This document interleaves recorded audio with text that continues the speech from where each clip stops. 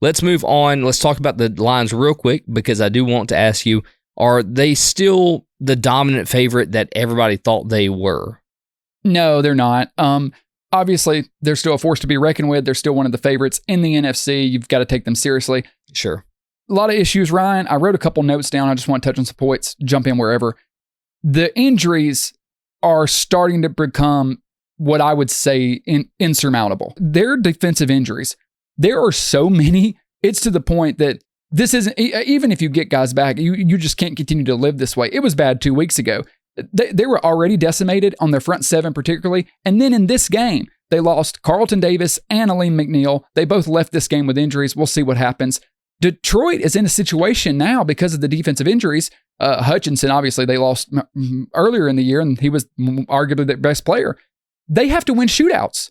And similar to what I said to the Bills, if their defense plays like that, the Lions, they have to play perfect. They have to play perfect on offense if they want to win these games. The problem is, Jared Goff is good. He's not Josh Allen. The Lions played a really good game today offensively. Problem is they got behind in the first quarter and they were playing catch-up all game long. And then when they were in a position to win the game, Ryan, they were trailing by 10 points with 12 minutes left.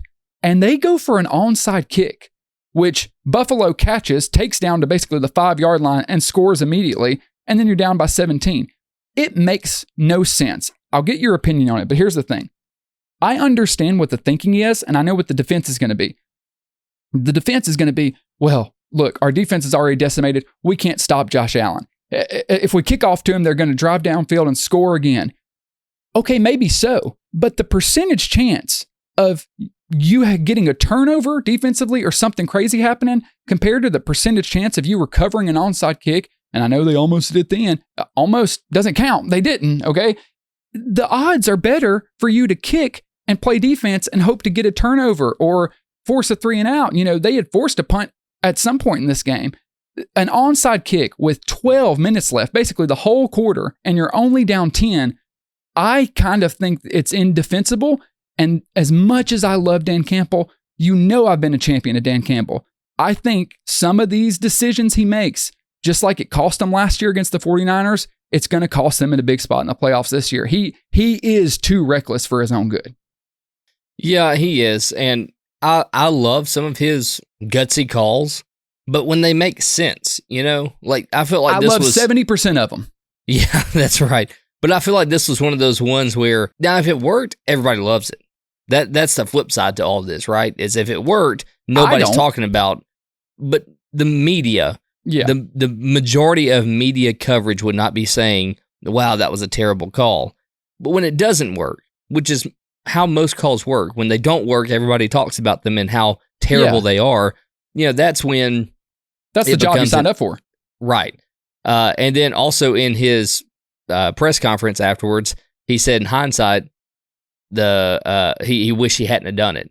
So, well, yeah, that's good. It's a little too late, you know? But this is the problem. It feels like most of his decisions, like I said, 70, 80% of the time I agree with him. I thought that going for it on 4th down against Green Bay, I didn't really love that one when they could, but even that one I kind of understood, and I understand it's their identity. But to me, it feels like he gets so locked in and this is our identity. So anytime, in any game, in any quarter, when there's a decision where it's could be considered conservative, aggressive, he thinks they have to go aggressive. It's like, no, buddy, you got to do it based on the game. You can be aggressive 90% of the time. And I understand. Trust me, I get it. Your defense is, it's all backups and you feel like you can't stop Allen all day. But I just promise you, you've got better odds at making something happen with Josh Allen and the offense having to go out there multiple plays versus one kick where you got to hope to get a hop, because it's not like you can do a surprise onside kick anymore.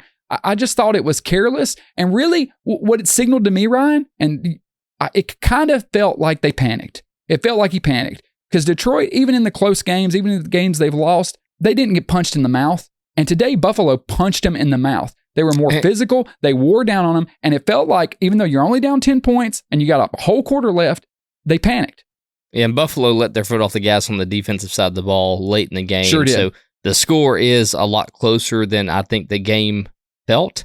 But yeah, this is one of those games where like you said, I think Campbell got backed into a corner, and to fight his way out, he chose long shot opportunities instead of traditional punch you in the mouth football. If he would have just ran the ball, stopped the Bills on one drive, they're right back in the game, and it could be different. We could be talking about the Lions winning tonight instead of the Bills. That's what I'm saying. But that's not what they did.